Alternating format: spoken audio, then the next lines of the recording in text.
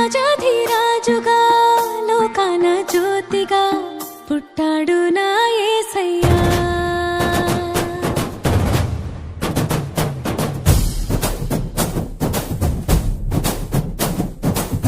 రాజాధిరాజుగా లోకాన జ్యోతిగా పుట్టాడు నా యేసయ్యా. కనులారా చూడగా రారండి వేడగా వచ్చాడు నా మెస్సయ్యా. దేవాది దేవుడే ఈనాడే దీనుడై పుట్టాడు నీ కోసమే. ఈ గొప్ప కానుక సంతోష వేడుక చెయ్యాలి ఆర్భాటమే. నిన్ను కాపాడగా ప్రేమ చూపించగా మన ప్రభు యేసు ఉదయించెనే. నిన్ను రక్షించగా ఇలా దీవించగా ఈ పుడమందు జనించెనే. నిన్ను కరుణించరుదించెనే. రాజాధిరాజుగా లోకాన జ్యోతిగా పుట్టాడు నా యేసయ్యా. కనులారా చూడగా రారండి వేడగా వచ్చాడు నా మెస్సయ్యా. ఆకాశాన ఆనందాలే పలికెను ఈ రేయిలో యేసే పుట్టాడని. ఊరువాడా పొంగిపోయే నీడే ఓ సంబరం. మెరిసే తారా దారి చూపి చేసే ఆడంబరం. బురకలు వేసి యేసుని చూడ వచ్చే గొల్లలు, తరుములు వేసి చాటారండి శుభవార్తలు.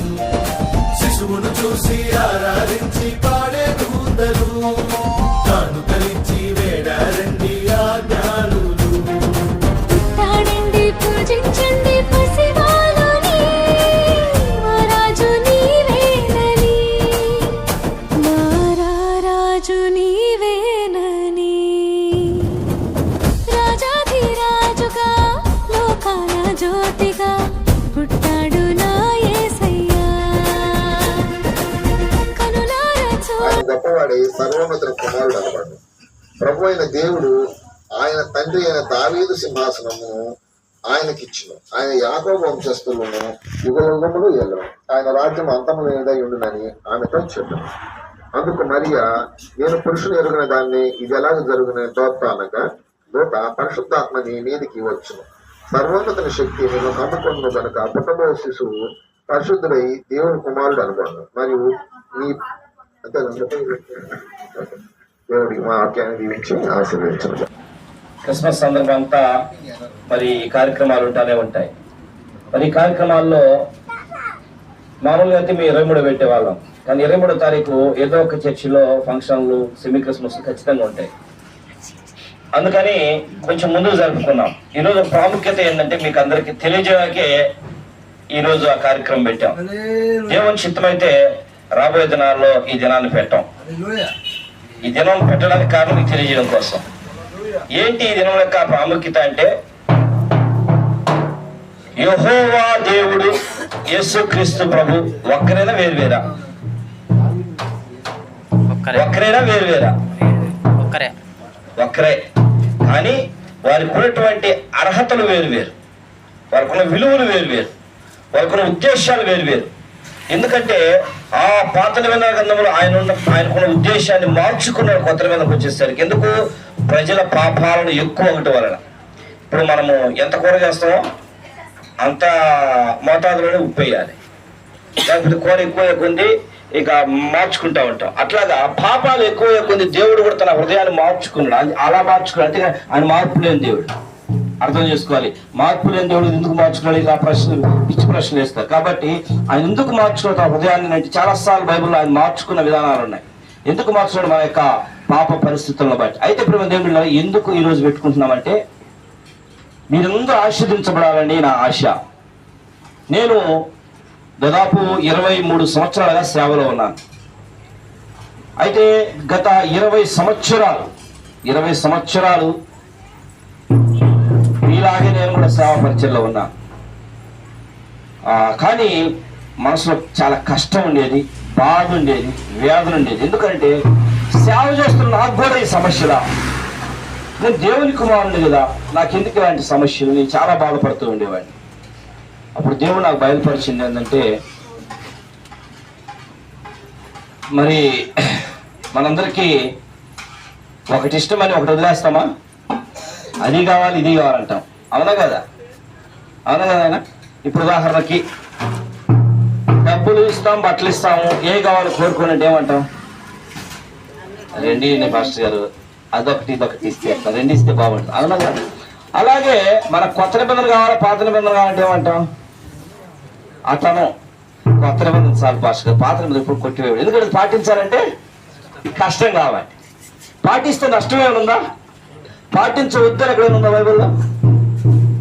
ఎందుకు కొట్టివేయబడింది ఆ మాట బైబిల్ రాయబడింది అంటే, నేను ఊరికే ఈ మాటలు చెప్పట్లేదండి, బైబిల్ చాలాసార్లు చదువున్నారు కనుక దేవుని జ్ఞానం ఉంది కనుక చెప్తున్నాను. కొట్టివేయబడింది ఎందుకనంటే, మీరు ఎత్తుకోలేరు ఆ బరువు అని. కానీ మనం ఏం చేయాలి? దాన్ని కొంచెం ట్రై చేయగలగాలి. ఎత్తుకోలేమని మనకు తెలుసు, కానీ కొంతమంది ట్రై చేద్దాం. ట్రై చేయడం వల్ల తప్పు లేదు కదా. ఇంకొకటి ఏంటంటే, విశ్రాంతి దినము అనే ఒక మాట బైబిల్లో ఉంది. ఇది ధర్మశాస్త్ర సంబంధమైనదా, దైవ సంబంధమైందా? ధర్మశాస్త్ర సంబంధమైందంటే మోషే నుంచి వచ్చింది. దైవ సంబంధమైందంటే దేవుడు ఉన్నప్పటి నుంచి ఉండేది. విశ్రాంతి దినము అలా బాగా క్లియర్గా వినాలి. విశ్రాంతి దినము ధర్మశాస్త్ర సంబంధమైందంటే అది మోషే నుంచి ప్రారంభం అవుతుంది, లేక యూదుల నుంచి, అబ్రహాం నుంచి ప్రారంభం అవుతుంది. ఓకేనా? అదే దైవ సంబంధమైందంటే దేవుడు పుట్టినప్పటి నుంచి ఉంటుంది అది. కాబట్టి విశ్రాంతి దినం ఎప్పుడది? పరిశుద్ధమైన బైబిల్ గ్రంథం మనం ధ్యానం చేసుకున్నట్టయితే అది దైవ సంబంధమైనది, ధర్మశాస్త్ర సంబంధమైనది కాదు. సున్నతి ధర్మశాస్త్ర సంబంధమైంది, కానీ విశ్రాంతి దినం ధర్మశాస్త్ర సంబంధమైనది కాదు. ధర్మశాస్త్రంలో దాన్ని పెట్టాడంతే. విశ్రాంతి దినం అనేది దైవ సంబంధమైనది. ఎలాగ చెప్పగలరు పాస్టర్ గారు దీని అంటే, ఆయన ఎన్ని దినాలు ఈ లోకాన్ని చేశాడు? 7వ రోజు ఏం చేశాడు? ఏం పాపం ఆ రోజు కూడా చేయొచ్చుగా, లేకపోతే 6 రోజులతో ముగిచేసి కంప్లీట్ చేసి విశ్రాంతి. ఆయనకి విశ్రాంతి అవసరమా? దేవునికి విశ్రాంతి అవసరమా? రెస్ట్ అవసరమా ఆయనకి? అది మనకు మాదిరికరంగా దేవుడు ఉంచాడు అక్కడ. ఇది ధర్మశాస్త్రం కాదు. అప్పుడు ధర్మశాస్త్రం లేదు, మనిషి కూడా అలా పుట్టాడు, కానీ ఆయనకు కూడా అసలు ఈ విషయం తెలియదు. కాబట్టి ఆదాముకు చెప్పాడు అక్కడి నుంచి. అంటే ఈ విశ్రాంతి దినం అది దైవ సంబంధమైన అన్న విషయాన్ని గుర్తుపెట్టుకొని దాన్ని మనం పాటిస్తే మన ఆరోగ్యానికి మంచిది, మన కుటుంబానికి మంచిది, మన విశ్వాస జీవితానికి మంచిది. నిజం చెప్తున్నా, ఏ రోజైతే విశ్రాంతి దినాన్ని నేను పాటిస్తూ వస్తున్నాను, ఆ రోజు నుంచి ఈ రోజు వరకు నాకు నెమ్మది ఉందండి. చాలా మంది, ఇంకా చెప్పాలంటే మీకు క్లియర్గా చెప్తున్నా, చెత్తెత్తుకునే వాళ్ళు, మున్సిపాలిటీలు చెత్తెత్తుకునే వాళ్ళు అంటే అందరికంటే హీనం అంటాం వాళ్ళని కదా. అలాంటి వాళ్ళు ఈరోజు పేదవాళ్ళకి సహాయం చేయడానికి బట్టలు ఇచ్చినారు. మనం ఎంతమందికి ఇస్తున్నాం? మనం అడుగుతున్నామా, మనం ఇస్తున్నామా? నేను వెళ్ళానండి, చాలా దగ్గరికి వెళ్ళాను, చాలా మంది నాకు ఇచ్చారు, కానీ నేను వాడుకోను. నేను వెళ్తాను, తెచ్చుకుంటాను, కానీ నేను వాడుకోను. ఎందుకంటే ఎవరికో ఉపయోగపడుతుందని. నిన్న కూడా కలెక్టర్ ఆఫీసులో మీటింగ్ జరిగింది. అక్కడ కూడా పేదవాళ్ళందరికీ బట్టలు ఇచ్చారు, మన క్రైస్తవులందరికీ. మీకు తెలుసో తెలియదు కానీ మాకు తెలిసి మేము వెళ్ళాము. వెళ్తే అంటే అక్కడ టీం పెట్టారు, చాలా మంది వచ్చారు. అందరికీ కలెక్టర్ గారే దుప్పట్లు పంపిణీ చేశారు. అప్పుడు కూడా ఏముందంటే నేను మన కోసం కాదు, అనేకుల కొరకు వెళ్ళాలి, అనేకులకు మనం సహాయకరంగా నిలబడాలి. కాబట్టి ఇప్పుడు మనం దేవుని వెళ్ళాలి జ్ఞాపకం చేసుకుందాం. ఈ సమయంలో మరి చాలా మంది వాళ్ళకు ఎన్ని అప్పులున్నా, ఎన్ని కష్టాలున్నా, ఎన్ని బాధలున్నా, ఆ కష్టాలు బాధలన్నింటినీ వాళ్ళు దిగమింగుకొని, ఒక ఆమె అయితే ఒక మాట అన్నది, నాకు నా ఇంట్లో ఒక ఆయన కూడా ఒక మాట అన్నాడు. 2 మాటలు చెప్తున్నా మీకు విలువైనవి. నేను ఇప్పటి వరకు కొత్త బట్టలు కొనుక్కోలేదు సార్ ఏ క్రిస్మస్కి అన్నాడు ఆయన. నిజంగా అతను ధన్యుడు. ఎందుకంటే కొనుక్కోవడం ధన్యుడని కాదు, కానీ ఎందుకనంటే నాకు బదులు నేను కానీ నా కొడుకు కానీ నాకు బదులు వేరే వాళ్ళకి కొనిస్తాను సార్ ఆ రోజు క్రిస్మస్ రోజు. మిగతాగా ఎప్పుడు కొనుక్కుంటాం, కానీ ఆ రోజు మాత్రం కొనుక్కోం. ఎందుకంటే ఆ రోజు యేసు ప్రభుకే బట్టలే, మాకు ఎందుకు బట్టలు అంటే ఆయన గోజు కట్టుకుని ఈ పనికి మన మాట మనకొద్దు. అంటే ఆయన బాధ ఏంటంటే యేసుప్రభు అంత దీనంగా ఉన్నప్పుడు నాకెందుకు ఈ బిల్డప్, కనీసం ఒక్కరోజైనా దీనంగా ఉంటా అని ఆ ఆలోచన. కాబట్టి ఆ రోజు ఆ డబ్బులు పెట్టుకొని మరి బట్టలు లేని వారికైనా సహాయం చేస్తాడు. అలాంటి వ్యక్తి మనం కూడా సహాయం చేసి. అలాగే మరొక ఆమె మనం చూసినట్టయితే ఆమె అన్నది రాజు గారు,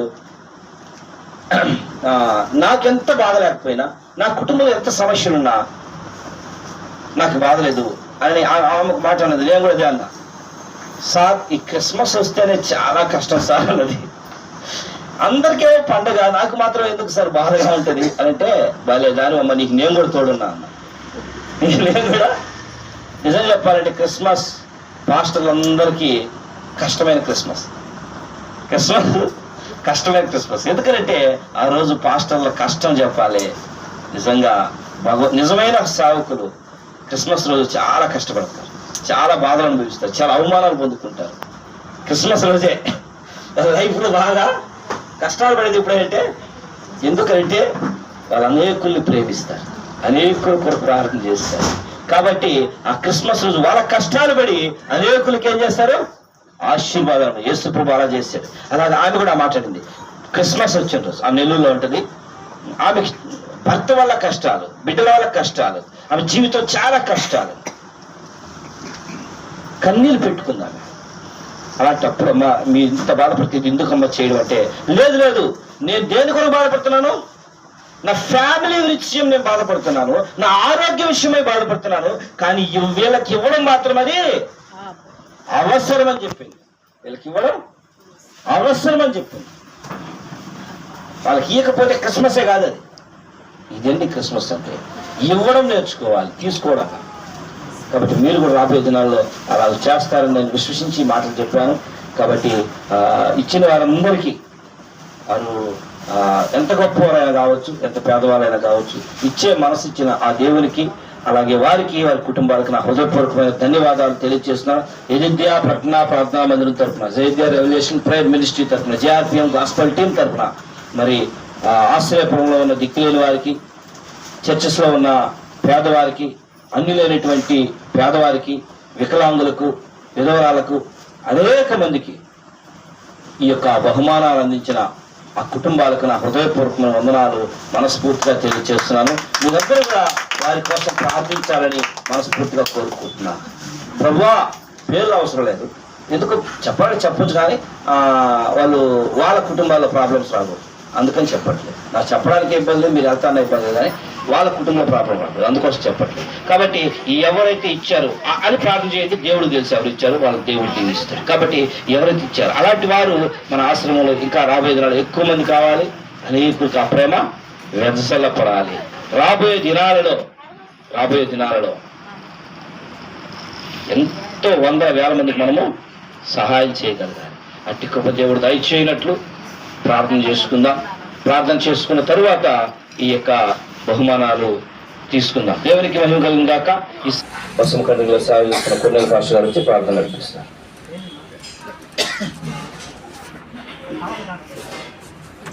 వాక్య నిమిత్త ప్రార్థన చేసుకుందాం.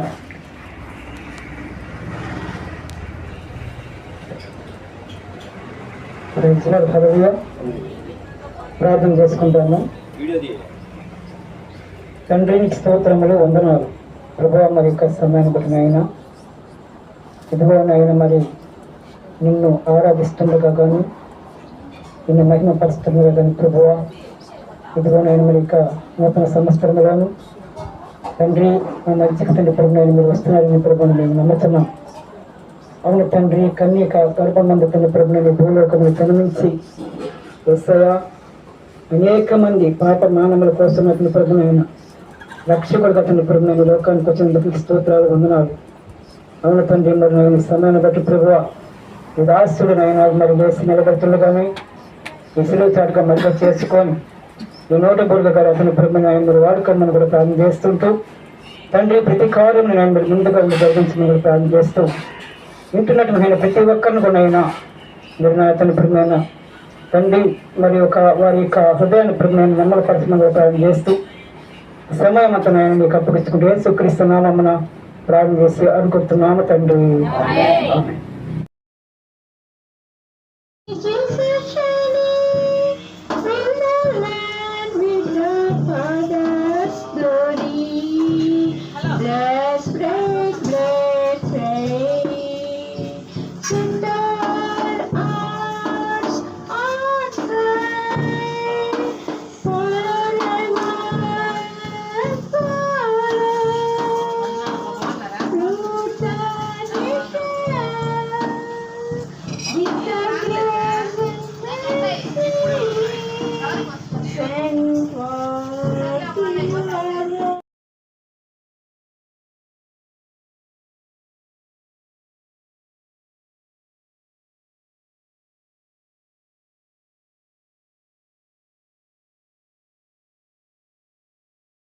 మేము అక్కడికి వెళ్తే మా ఇద్దరిని కలిసి సన్మానిస్తారు. ఇట్లా రారకండి, మా ఇద్దరిని కలిసి సన్మానిస్తారు. అయితే ఈయన స్వార్థ రాదు. ఎందుకంటే కారణం కూడా చెప్తున్నా. మేము నెల్లూరు జిల్లాలో స్వార్థ చేస్తున్నప్పుడు మా పిల్లలు అప్పుడు వయసుకు వస్తూ ఉన్నారు. మా చుట్టుపక్కల ప్రాంతాల్లో కొన్ని మానభంగాలు జరిగినాయి. అప్పుడు వాళ్ళందరూ తిట్టారనమాట. మీరు పిల్లల్ని ఆడపిల్లల్ని వదిలేసి ఇట్లా వెళ్ళడం ఎంతవరకు అని తిట్టినప్పుడు చాలా బాగా అనిపించింది.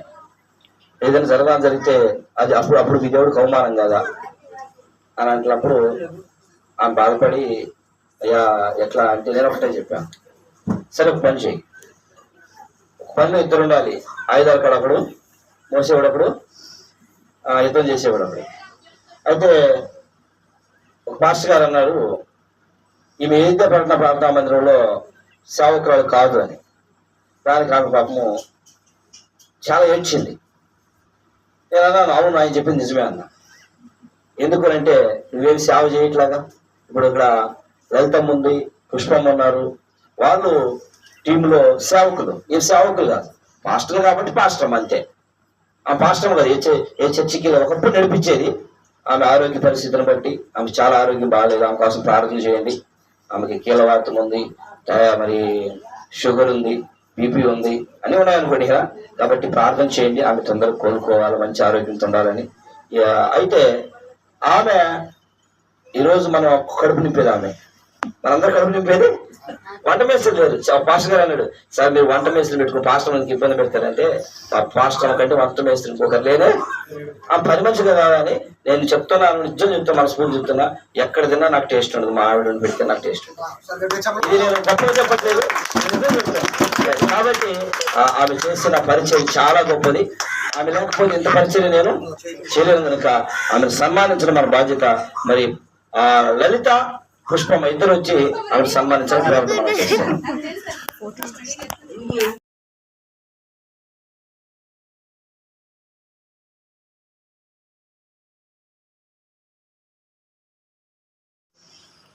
అరే కాళ్ళు లేనడు పోయి చేస్తున్నాడు, మనం ఏం చేయాలి ఇంటికాడ కూర్చోనని ఆలోచన వాళ్ళు రావాలంటే నా బావ అంతకంటే ఏం లేదు. కాబట్టి ఈ సమయంలో అలాంటి మరి మస్తానన్నను మన మధ్య ఉన్నటువంటి జేఆర్పీఎస్ టీంలో ఉన్నటువంటి ముఖ్యుడు రవణ దన్నా, మరి అన్న కొన్నేళ్ళన్నా రండి. అలాగే మన భాస్కర్ అన్న, మరి ఫిలోమోన్ భాస్కర్ అందరు రండి కూర్చో. అలాగే లలిత, పుష్పమ్మ, రాష్ట్రమ్మ రండి.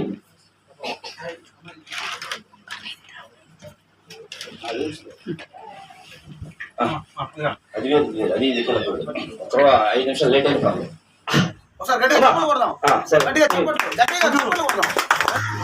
భార్యాభర్త ఒక్కటేనా వేరు వేరా? ఒకటేనా? నమ్ముతారా? అయితే లాజర్ ఇక్కడ సిగ్గుపడ అక్కర్లేదు, కూర్చో, అక్కడ కూర్చో చెప్తా మాట. ఇలా భార్య పేరు లత. మన జేఆర్పీ టీంలో ఏ పరిచయకి వెళ్తున్నా కూడా ఆమె మనకు సహాయం చేస్తుంటది. రమ్మన్నాను కానీ ఆమెకి హైదరాబాద్ లో ఉంటది. ఈయనైతే దేవుని మహాకృపను బట్టి ఈ నెలంతా క్రిస్మస్ తాత. అయితే ఆయన క్రిస్మస్ తాతని నేను సన్మానించట్లేదు, కానీ ఆయన భార్య చేసిన సేవకు ఆమెకి ఇవ్వాల్సిన సన్మానాన్ని ఈయనకి ఇస్తామన్నా. ఎందుకంటే ఈమెనికి చేసిన ఒకటే, ఆమె చేసిన ఒకటి. అందుకని దేవుని మహిమార్పై మరి జేఆర్పీ టీం ముఖ్యమైనటువంటి జాన్ పాల్ నేను ఇద్దరం కలిసి సన్మానిస్తాను.